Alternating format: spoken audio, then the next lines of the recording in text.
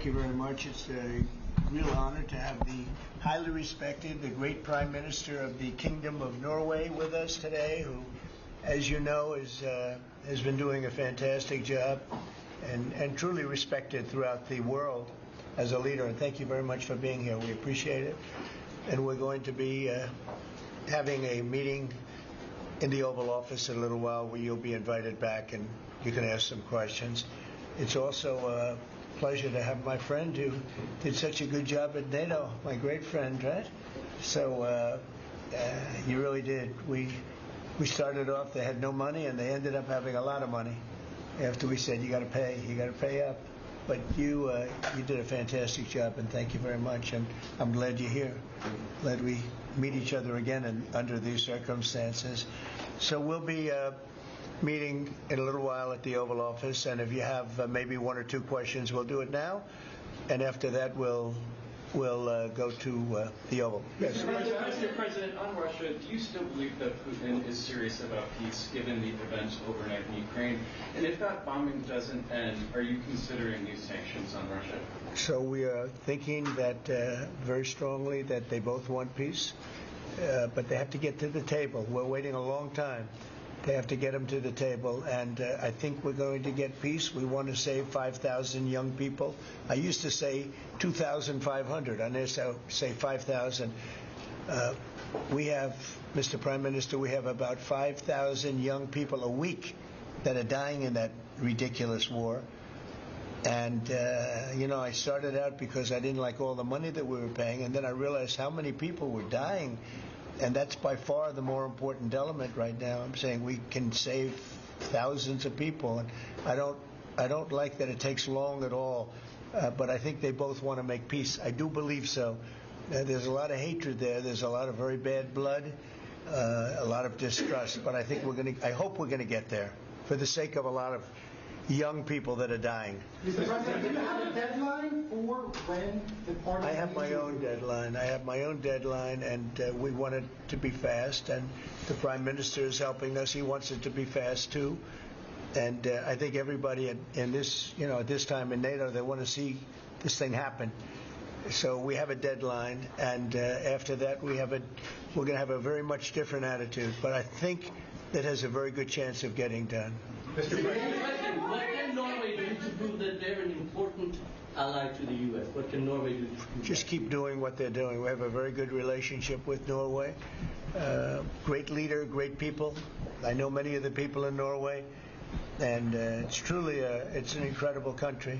So all they have to do is keep doing what they're doing, I think, is probably the best answer I can give. Yeah. As you pointed out, the former Secretary General of NATO is here. Mr. Stoltenberg, how important is the NATO defense alliance, Mr. President? Is it sacrosanct from your perspective? Well, it's a very interesting question. It's certainly very important for Europe, and I think without us it wouldn't be as nearly as powerful. And as the former Secretary General, who did a great job, can tell you, I played when I was there a very big role in making sure that NATO is funded by the 28, at that time they had 28 countries including us, because many of the countries weren't paid, and they ended up being paid, you would say, and the Secretary General was very nice about it as far as I was concerned. Other presidents went in, they made a speech and they left, and that kept going on, and in the meantime they had no money. And the United States was paying far more than its fair share. You could say that they were paying, I actually said sometimes it looked like 100%, and it was unfair. And the two of us worked very well together, and we took care of the situation. There are some NATO countries, Mr. President, there are some... Recent statistics are showing that the U.S. actually has a trade surplus with Norway. Are you going to be looking into that and see which of the countries are actually in a trade surplus? Yeah, well, with the United States, almost everybody has a surplus. But not in It's really recent numbers. It's an amazing phenomenon. Now, there's a surplus of a couple of $1 billion, I think you have with it. I congratulate you. That's very good. We got to get a little bit of that for ourselves, maybe. But they do have a surplus. Norway has a surplus. In the current situation, analysts have pointed out that the U.S. actually need allies. Do you consider Norway as a possible ally in the I situation? think Norway's always been an ally. They've been somebody we've been very close to, very friendly with. Maybe more so now with me than other people, but I think Norway's always been a great ally, yeah. Norway's been a friend. That's a very strange question, actually, because the U.S. is our lead ally, and we build on a relationship which we will talk about now, Mr. President, but it's of high relevance, and I'm very happy that we have Secretary of State and Secretary of Defense. So this is a very strong tie. But it was a question about ally in the tariff situation specifically. Tariff situation? Yes. Oh, well, that's we're talking about a little bit different subject then. We're talking about a different type of ally. No, in this case, he would be very much inclined to be an ally of Norway because he wants to make the best business deal possible. And Norway and the Norwegians are great business people. They're great traders. They're great, very smart nation, very well-managed nation. Has been for a long time, and in particular now with this leadership. But we'll be talking about trade and other things, and I think we're going to come to a conclusion very quickly.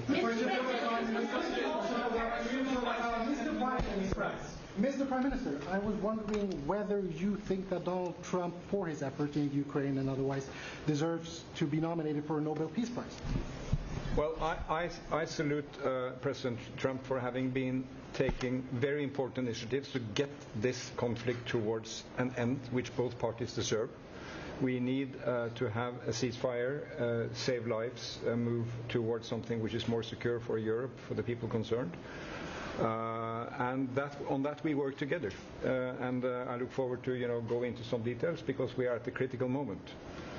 On that price, that is a committee taking care of that, which is completely working on its own terms, and I cannot comment on that. Mr. President, But thank you very much for that question. I like that question.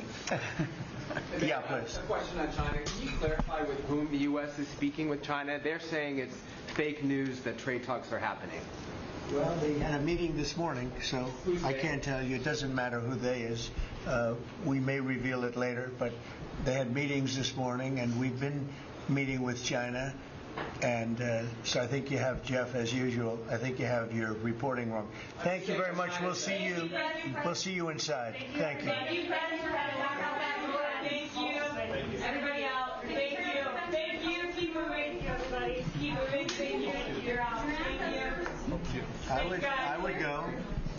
We'll all go together to Norway. Oh, yes, please do. I want to go skiing. I love Norway. I love Norway. Why?